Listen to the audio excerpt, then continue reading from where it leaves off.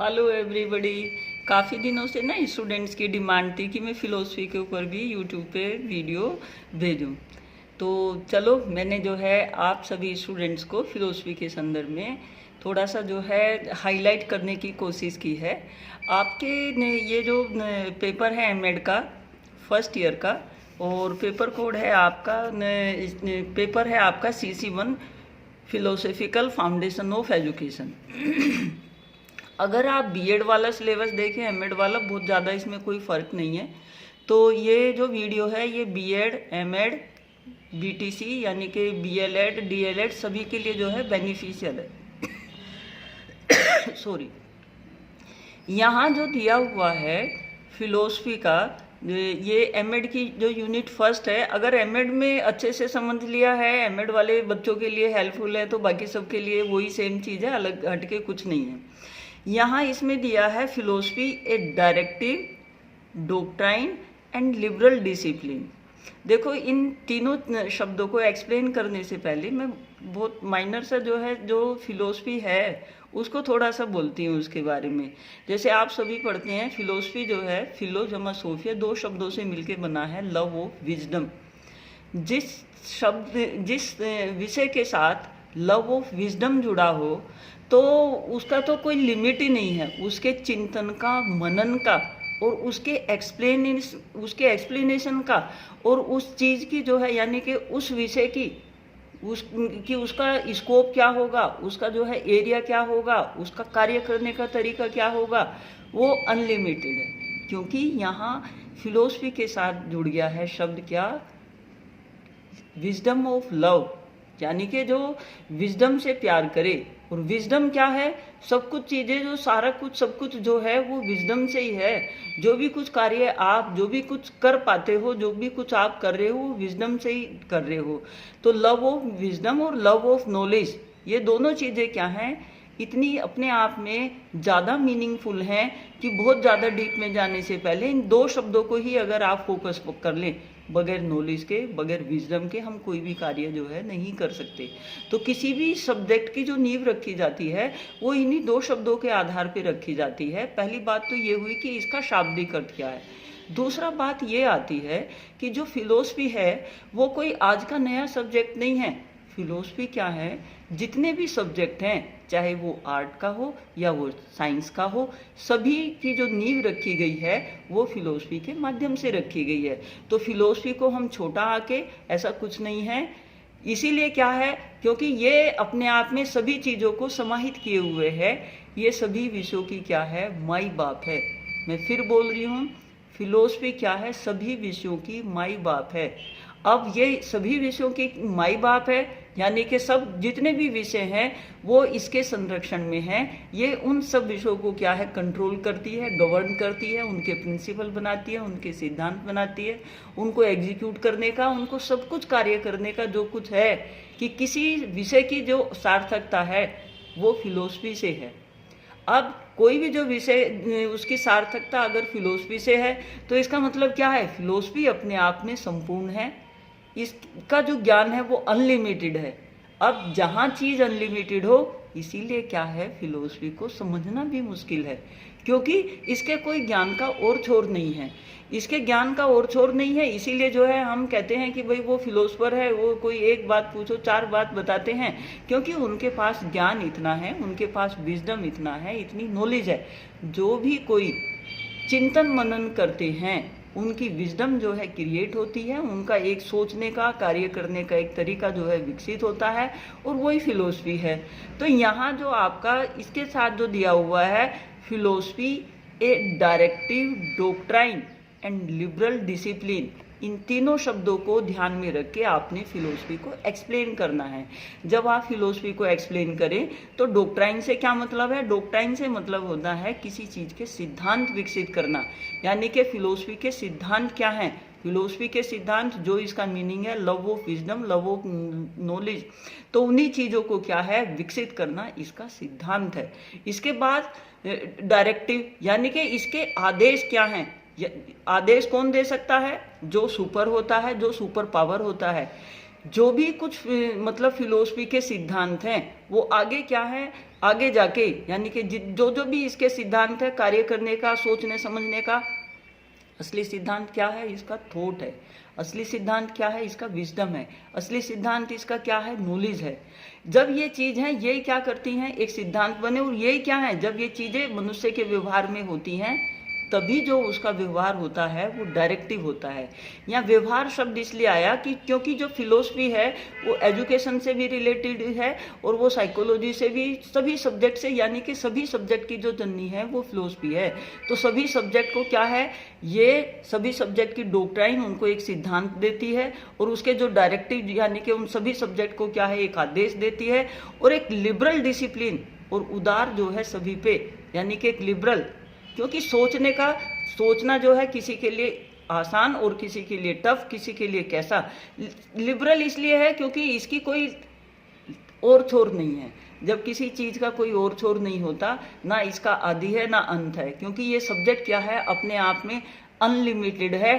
क्योंकि यहाँ शब्द क्या जुड़ गया, लव ऑफ विजडम, और क्या जुड़ गया, लव ऑफ नॉलेज। तो इसीलिए क्या है, ये सब्जेक्ट अपने आप में उदार भी है, सिद्धांत बेस्ड है। जितने भी इसके जो है प्रिंसिपल्स होंगे वो बाकी आगे सब्जेक्ट के लिए क्या है, एक अनुकरणीय होंगे और वही क्या है, अनुशासन में विकसित करने अनिवार्य होंगे। इसके बाद नेक्स्ट आपके इसमें दिया हुआ है नॉर्मेटिव, स्पेक्युलेटिव और आपके जो हैं एनालिटिक फंक्शन ऑफ फिलोसफी। यहाँ नॉर्मेटिव से क्या मतलब हुआ, यानी कि जो इसके नियम परक हैं, जो इसके नियम आधारित जो है वो फंक्शन कौन कौन से हैं, जो इसके प्रिंसिपल पर आधारित है, जो इसके आदेशात्मक पर आधारित है, वो कौन कौन से फंक्शन है। इसके स्पेक्युलेटिव से मतलब हुआ काल्पनिक। जो फिलोसफर होता है वो कल्पनाओं में बहुत घूमता है। क्यों घूमता है, क्योंकि वो चिंतन मनन करता है। जो चिंतन मनन करेगा वही क्या होगा, फिलोसफर होगा। तो आपने यहाँ इसके नॉर्मेटिव नियामक फंक्शंस बताने हैं, काल्पनिक फंक्शन बताने हैं और इसके एनालिटिक विश्लेषणात्मक फंक्शन बताने हैं। और इस चीज़ को हाईलाइट करते हुए इसके जो है कुछ जो फंक्शन है उनको हम एक्सप्लेन कर लेते हैं। और फंक्शन को ज़्यादा हाईलाइट करने से ज़्यादा जो इसका शाब्दिक अर्थ है कि सभी सब्जेक्ट की क्या है, जननी है, सभी सब्जेक्ट को विकसित करना। जो काम एक माँ बाप अपनी बच्चों के लिए करते हैं, सेम फिलोसफी क्या है बाकी सब सब्जेक्ट के लिए करती है।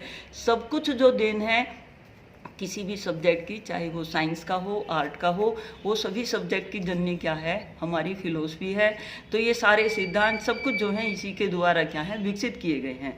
अब इसके जो है फंक्शंस क्या होंगे, फंक्शंस जो हैं ब्रह्मांड से लेके सारी जो चीज़ें हैं, जो कुछ है वो फिलोसफी में ही क्या है, निहित है। पहला इसका फंक्शन आ जाता है इस ब्रह्मांड और उसमें मानव जीवन के प्रति विभिन्न दृष्टिकोणों का जो ज्ञान है वो किसका जो है, उस ज्ञान का जो अध्ययन किया जाता है। पूरा ब्रह्मांड, पूरी हमारी जो है सब कुछ, जितनी भी संरचनाएं हैं, उन सब संरचनाओं का अध्ययन करने के लिए, उस सारी ब्रह्मांड की विशेषताओं का अध्ययन करने के लिए कि क्या है, क्या, क्यों, कैसे का सबका अध्ययन करने के लिए फिलोसफी का क्या है, अध्ययन किया जाता है। उसको अध्ययन करने में, संपूर्ण ब्रह्मांड को अध्ययन करने में क्या है, फिलोसफी सहायक है।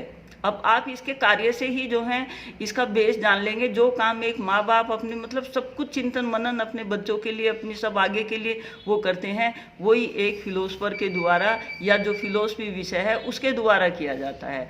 आगे बात आती है मानव जीवन के विभिन्न उद्देश्यों और उनको प्राप्त करने के उपायों का ज्ञान, यानी कि मानव जीवन जो है उसके क्या उद्देश्य हैं, क्यों हम हैं, और उसके जो है विभिन्न जो उपाय हैं, कैसे जो है हम ज्ञान प्राप्त किया जा सकता है। किसी भी विषय का जो ज्ञान प्राप्त किया जा सकता है, कैसे किया जा सकता है, हमारा ज्ञान प्राप्त करने का उद्देश्य क्या है, इन सब चीज़ों की व्याख्या क्या है, फिलोसफी के द्वारा की जाती है। और क्या बात है नेक्स्ट, और इसका फंक्शन क्या है, शिक्षा के जो उद्देश्य हैं, शिक्षा के जितने भी जो हमारी जो हम जो एजुकेशन पढ़ते हैं उसके उद्देश्य क्या हैं, उन उद्देश्यों का कैसे ज्ञान जो है हम ग्रहण कर सकते हैं। यहाँ देखो ज्ञान हर सब उसके साथ जो है इसके फंक्शन के साथ आता है।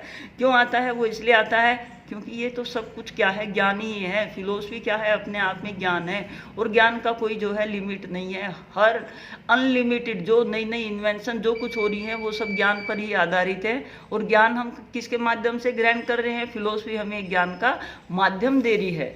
इसके बाद जो हम आगे इसके संदर्भ में जो और करेंगे, शिक्षा की पाठ्यचर्या संबंधी ज्ञान, यानी कि जो शिक्षा होती है उसके पाठ्यचर्या संबंधी जो ज्ञान है वो सब देने में क्या है, हमारी फिलोसफी सहायक है।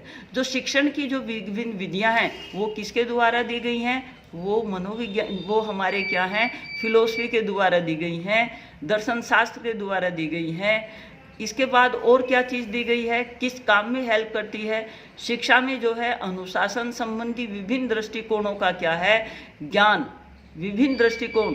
यहाँ जो ये फंक्शन चल रहे हैं ये एजुकेशन फिलोसफी के चल रहे हैं, और ये नॉर्मेटिव, स्पेक्युलेटिव और आपके जो है आपके एनालिटिक, वो सभी से रिलेटेड होगी।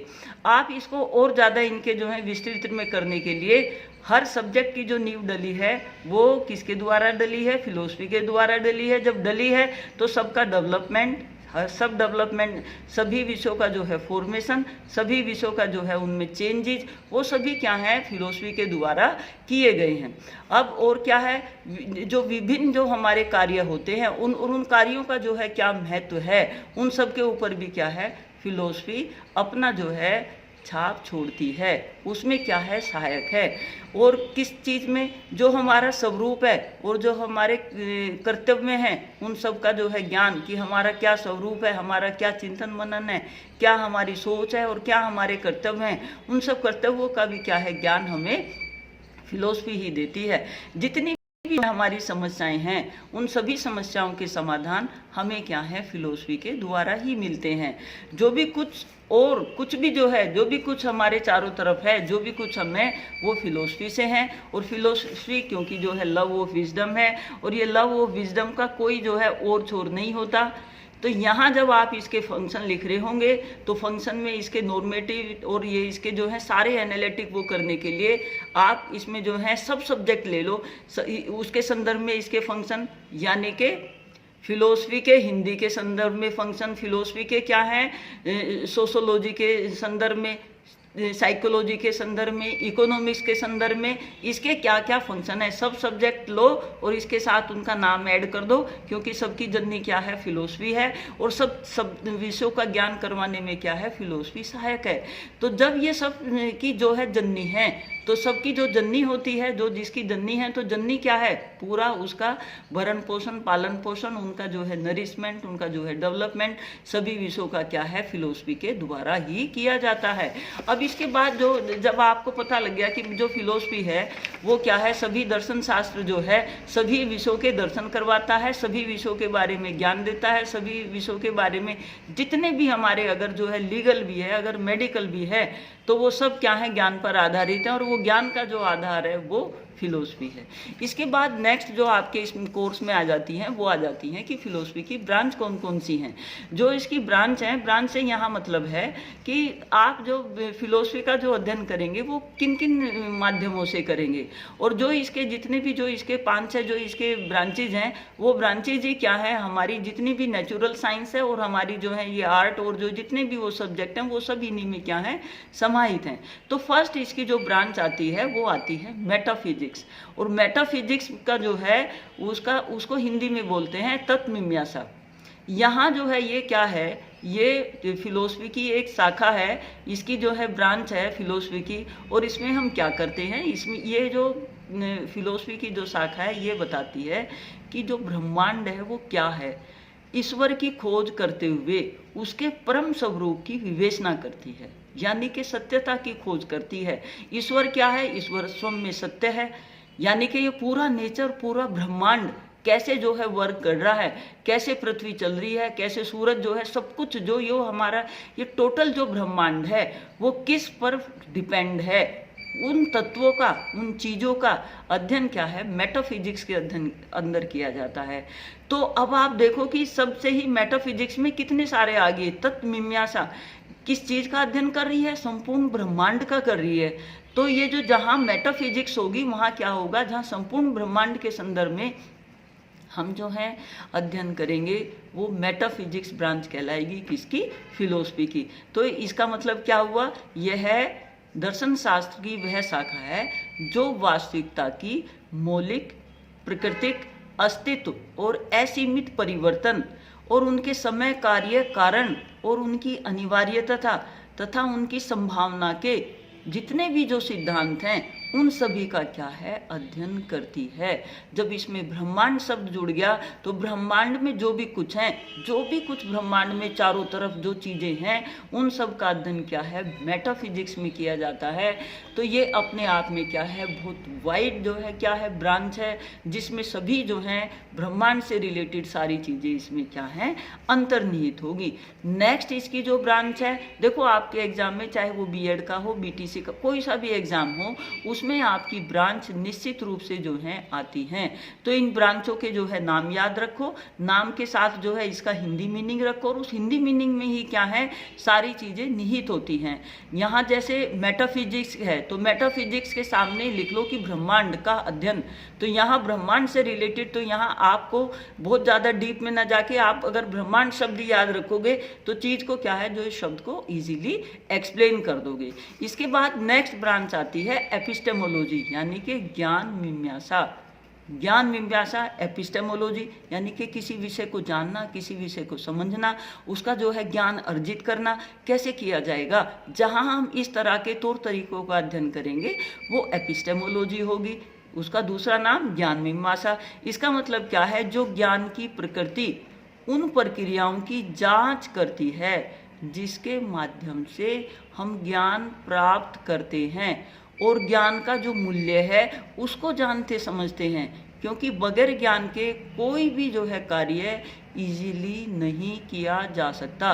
तो जो एपिस्टेमोलॉजी है कि वो ज्ञान मीमांसा है कि हम ज्ञान के लिए क्या हैं? हर चीज़ में क्या है? ज्ञान बेस्ड है, और ज्ञान पे ही सारी चीज़ें क्या हैं? आधारित होती हैं। तो जो एपिस्टेमोलॉजी है वो हमारी ये ज्ञान मीमांसा यानी कि चीज़ों को जो है जानना, समझना, और हर विषय को क्या है? मनुष्य जानने समझने की कोशिश करता है। नेक्स्ट आता है एक्जियोलॉजी। जो एक्जियोलॉजी है वो मूल्य मीमांसा है। इस मूल्य मीमांसा में क्या होगा कि जो योग्य चीज़ें हैं, जो लोगों के जो विज्ञान है, यानी कि थ्योरी ऑफ वैल्यूज़ हैं, जो मोरल है, और जो हमारा यानी कि जहाँ थ्योरी ऑफ वैल्यूज़ और मोरल, तो एक्जियोमोलॉजी क्या होगी? मूल्य हो गया। किसी भी चीज़ के मूल्य, किसी भी चीज़ की जो वैल्यू है, अध्ययन क्या है? एक्जियोमोलॉजी में उसका किया जाएगा।